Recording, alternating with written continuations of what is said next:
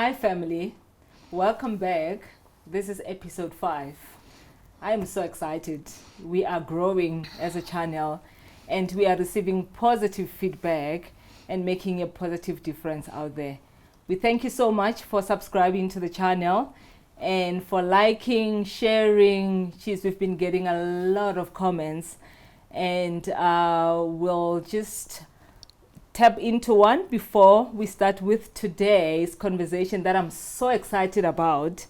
And please make sure that you also tap on that notification button so that every Thursday when we post a video, you will get an alert, and so that you can support us and grow this channel. And like I always say, this is about making an impact in humanity.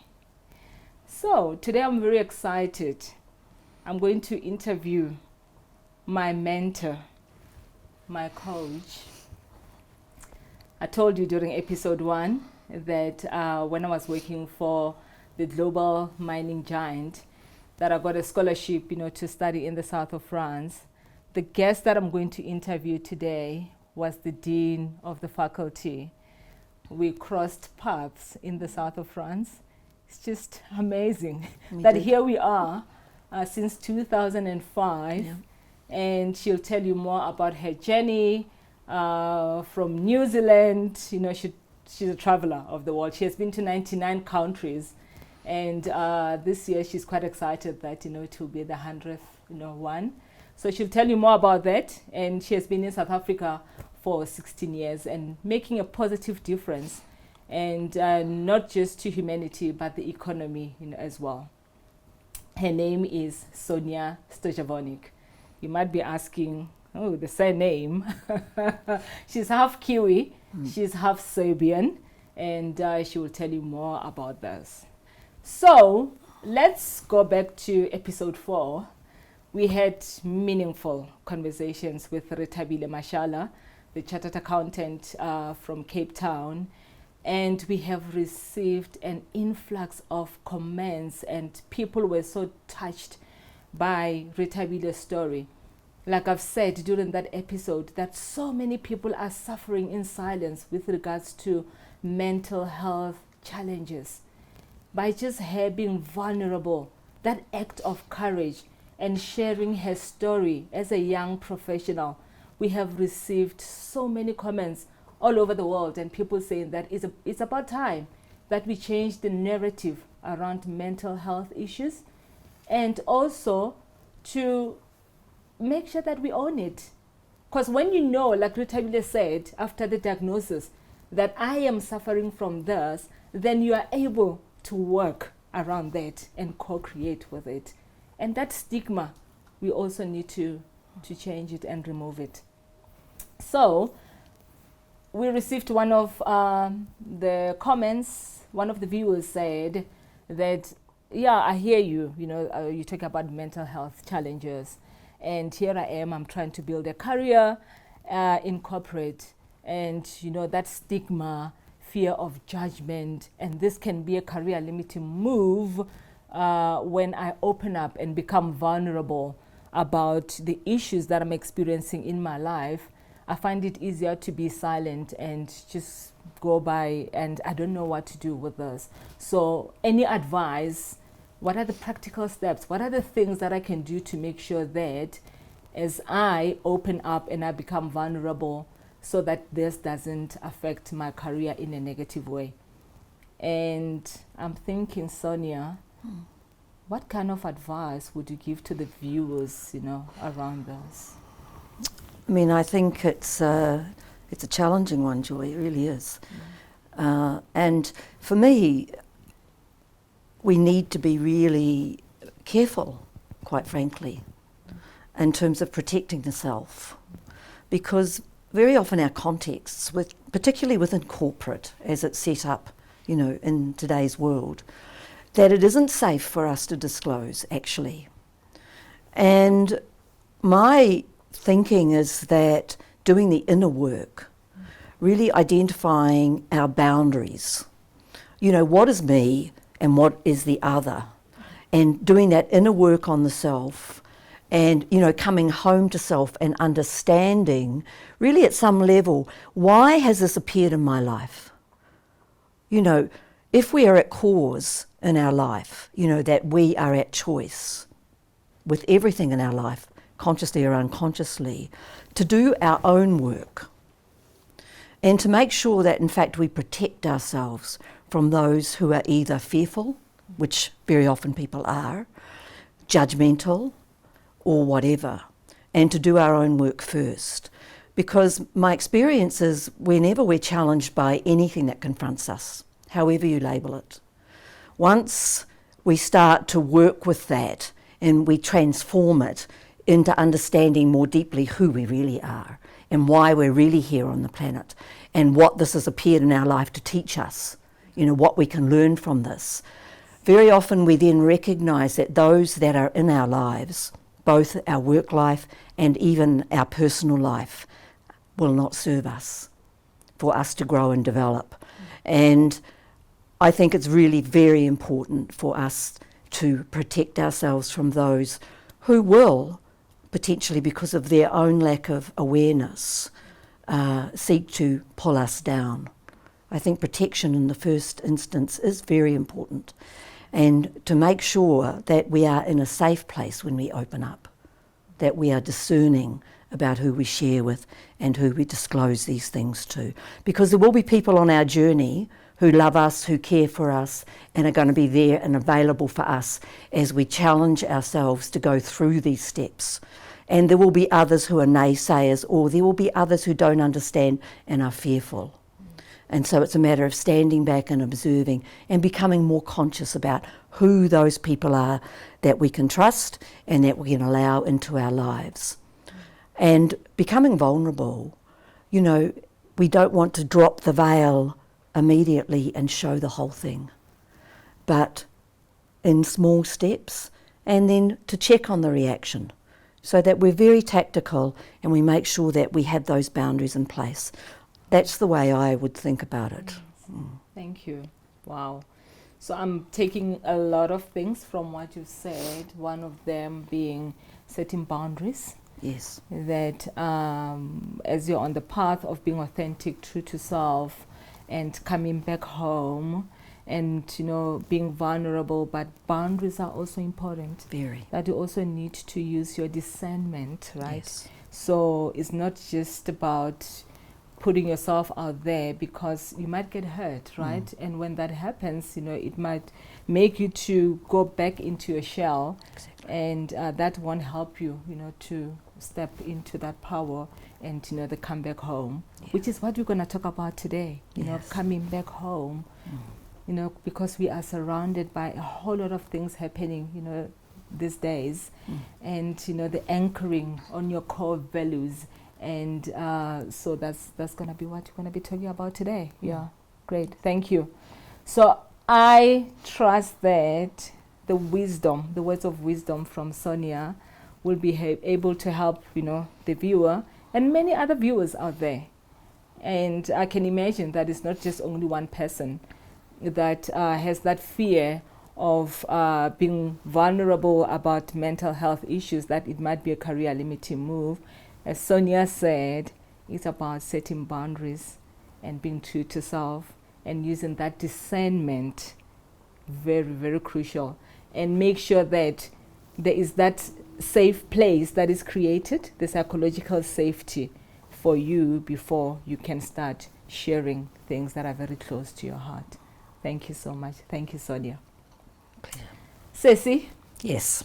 I call her Ceci. So I'm Betty. Some of you might know, I've shared during the first episode that I come from the north, and I'm a proud Betty girl. And my Kiwi sister here, I affectionately call her Ceci. Ceci in Sepedi means sister, and she also calls me Ceci. Welcome. I often call you Elsie, right? Yeah. Because of course my son is a Sutu boy, so we would say Elsie. Yeah. She usually calls me Elsie. She's got a beautiful 16-year-old boy called Tabang, and so Tabang is Sutu. So yeah, that's why, you know, because you can speak, a bit of Sotho, right? Oh, yes, yeah. Petit peu, yeah, small amount. Yeah, but the greetings and all Yes, that, that's right. Yes, yeah. Welcome. Thank you. And thank you for accepting my invitation. It's my pleasure, always. Yeah. I'm just excited. Like I've said, I've met this woman 2005, and in the south of France. That's when you were still based in New York, right? That's right, yes. Yeah. And I think you came over to South Africa, when was it, 2006? September 2006. September 2006. I remember it well. Yes, then she relocated to South Africa. And ever since then, we have been close, and we've had our ups and downs as sisters. We've learned a lot from that, but we always come back home to each other. And we've collaborated, doing a number of projects, especially around women and helping organizations to be high performing and doing culture work to help organizations to shift the cultures. And it was great. It was such a lovely experience, when we've met in the south of France. Yeah, it was. Yeah, with Mmalamisi being around. And Mmalamisi was still alive then. Yeah. And I'd lost my dad, if you remember. Yes, I remember. And we were very close. And actually, I couldn't work. Yeah. And I was working for McKinsey at the time, and they very kindly enabled me to, work in the transformational space with the development of the facilitators for Europe. And of course, you and Mmalamisi came from Anglo, into that program, and that's when we connected. And I was really grieving at that point in time. And what I found was being, sort of with people who were embracing this work, embracing the work of being fully authoring in their own lives and then seeking to share that and work with others to find their own path.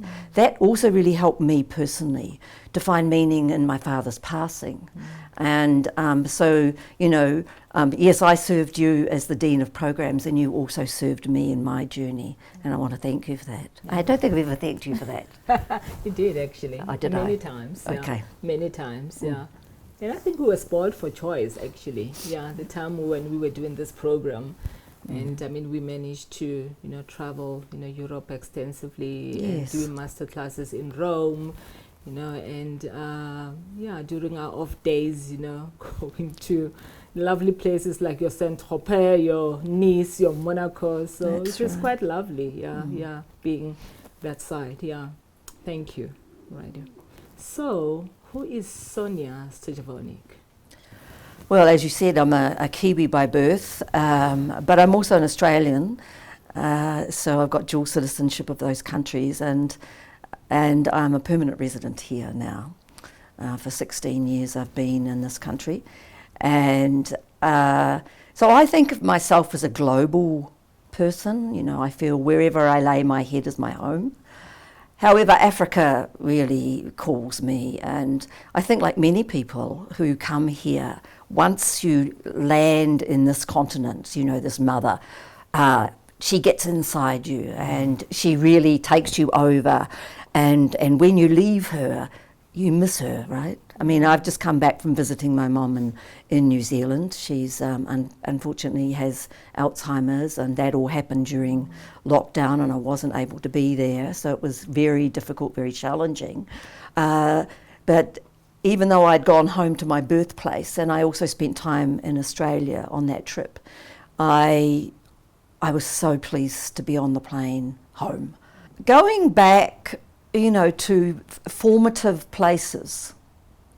We often go home, don't we? Yeah. Going back to formative places, I really discovered, because I'd been away for 4 years, that I'm a Kiwi by birth, but I'm really no longer of that place. And for me, because I've known you for 16 years, that summarizes who Sonia is. We always joke that you are white on the outside and black in the inside. Because for me, your love for Africa and making a positive difference, in this continent, it's just so amazing. And actually surpasses human understanding. And thank you for making that conscious choice to be here on Mother Earth and just making magic, the ripple effect all over, the continent. And I know there's like so many projects that you're busy with, and not just in South Africa, but also the West, the East, the Southern region. And thank you for that. Thank you, Joy. So let's now move into your upbringing, just in a nutshell, and also your education, and then before we get into what we're going to talk about today. Okay, so I was illegitimate. In those days, was frowned upon. So my parents had a shotgun marriage, as you would say. And so I think that impacted me around this idea of being excluded, being judged, being different, being separate, being not acceptable, not wanted.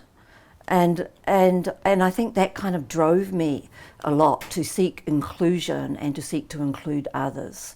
And also over time to really understand that everyone, it doesn't matter how they look, who they are going through their own life journey and their own life struggles as part of that. And so the gift that I had from having a Serbian father who was a refugee, he was called a displaced person in those days, and a mother who was very intelligent, but her mother did not believe in education and forced her to leave school at 14 to housekeep as a domestic worker for people in the neighbourhood. Kind of really drove me to understand this idea of our own personal journey and why we have the parents that we have. My father taught me very much about resilience around anger and violence and being able to stand up to that, to be strong. My mother taught me about the value of learning and education and always seeking to understand the why things are happening the way they are happening. So those were really the formative things that I carry with me today, and I'm very grateful for everything that's ever happened to me, the good, the bad and the ugly. Yes. And of course, growing up in New Zealand, it was a bit idyllic, right? Although we were not wealthy, we were quite poor, and we had to make our way in the world. But it was a safe country, it was a nurturing country, and so, there was a lot of opportunity. Education was free. So, I was able to do my degree in science, botany, zoology, double major, supported by the government.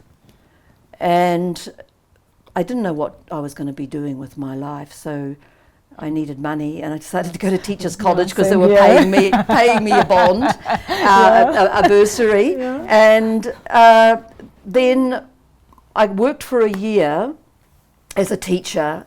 I had a nervous breakdown because I couldn't cope with the kids, and decided that I would just put on my backpack and go. So I spent 5 years backpacking around the world. So that's where I started to accumulate countries.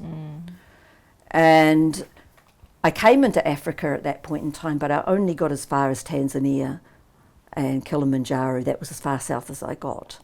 So, I've kind of approached it from the other direction on this occasion. And so my education was Canterbury University in Christchurch, and I did a science degree.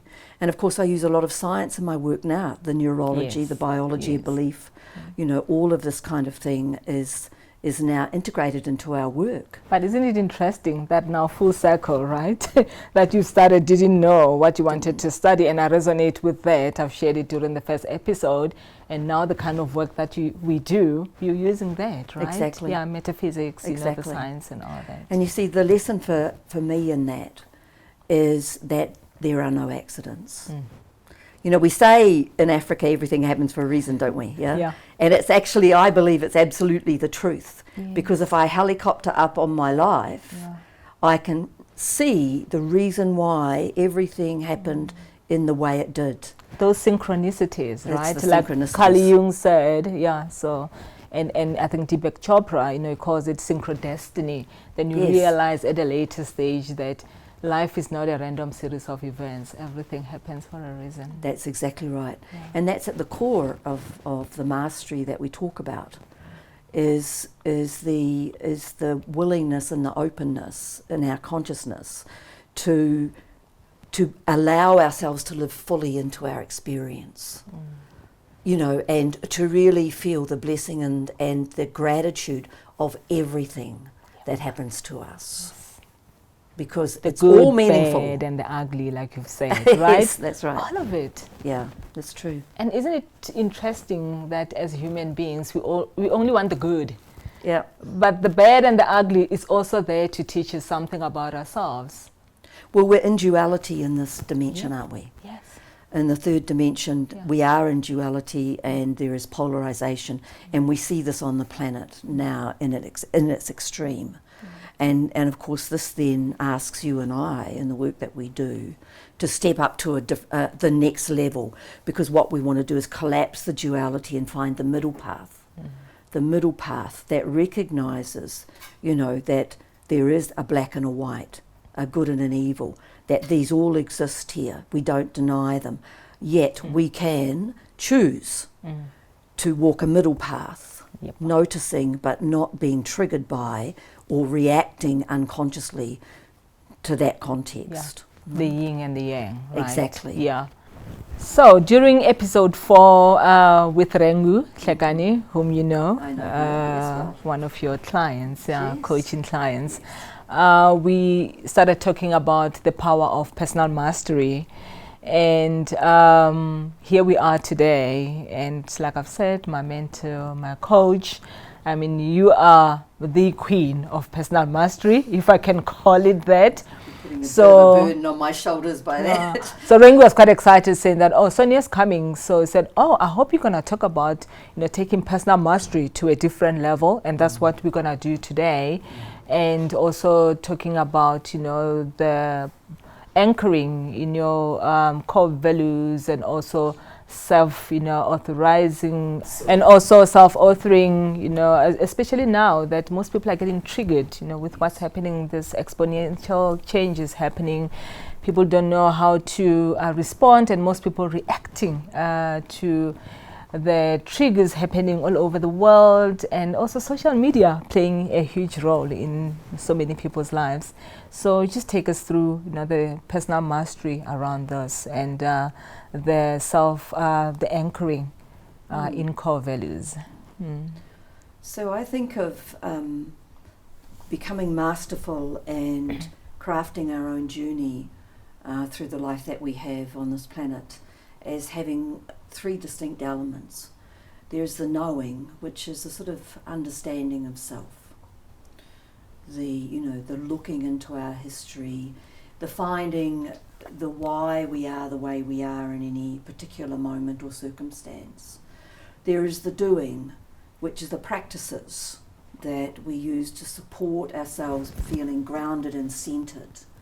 And then there is what I refer to as the being, the beingness, which is based on this idea that actually we are a soul having a human experience. That's the reality of it. So all of the dressing, the kind of external packaging, as I call it, is merely a meat machine that is carrying around our soul, and our soul has manifest here for a reason. So true. So when I talk about the knowing, the doing and the being, the first part of that really looks at our conditioning and our programming that happens in our formative years between our birth and around 7 years of age. This is when our limbic system, our emotional brain, is programmed. And of course our emotional responses are primary at that point in time. From about the age of 2 years old, the terrible twos as they call them, we start to individuate. So this is the first stage of individuation. And this is when our cognitive brain really starts to be programmed as well, our thinking brain. But it's not completely kind of fully formed until around the age of 22, 23. Yeah. So, in fact, our cognitive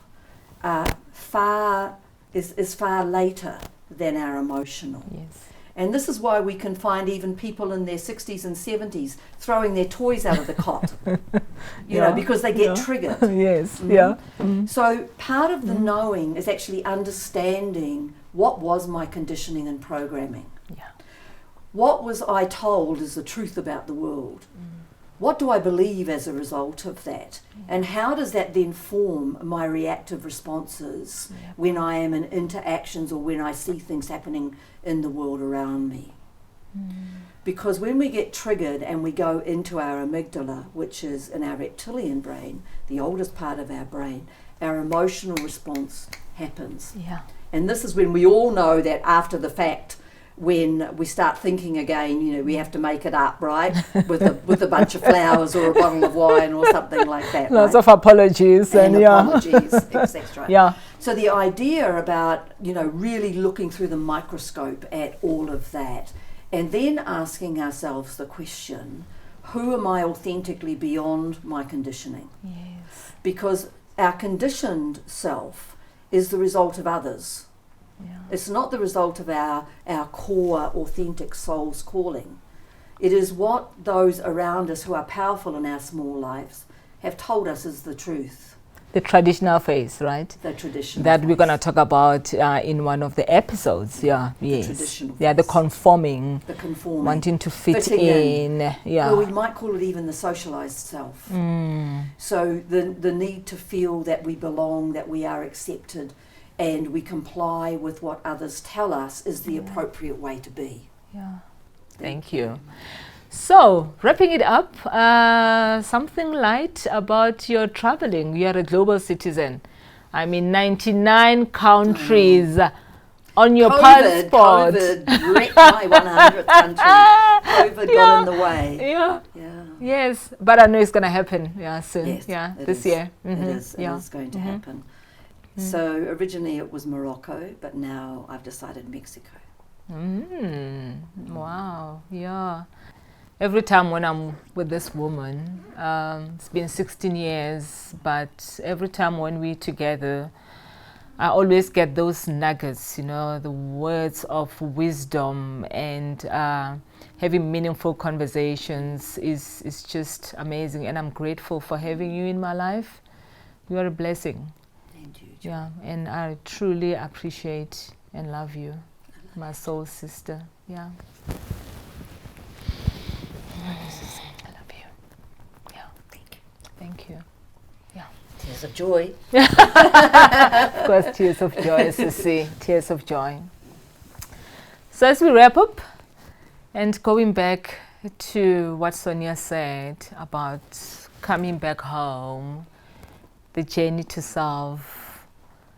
So what we are inviting you, the viewers all over the world, is just an invitation to take that moment of pause. I know that things are busy, it's hectic, can be busy beings. As Sonia said, we are spiritual beings having a human experience. So it's important to pause and silence, which is golden, that moment of gratitude, and also just making sure that you create time to do the things that you love, like even meditation. I mean, meditation doesn't mean that you have to be silent for 15, 30 minutes. Sometimes I take my meditative walks, you know, in nature. So find that thing that brings you joy to make sure that it can help you to find that journey back home. Like I've said, Carl Gustav Jung said, if you do not make the unconscious conscious, it will keep on directing your life, and you call it fate. Then you keep on repeating those behavioral patterns that do not serve you to be the best version of yourself. So take good care of yourself. Until we see you in the next episode, please don't forget to like, share, comment, tap that notification button, and subscribe. Remember, in the first episode, when I got initiated to social media. I think I'm getting better at this thing now. I can say it without even pausing. So take good care of yourself, love and light, and bye for now.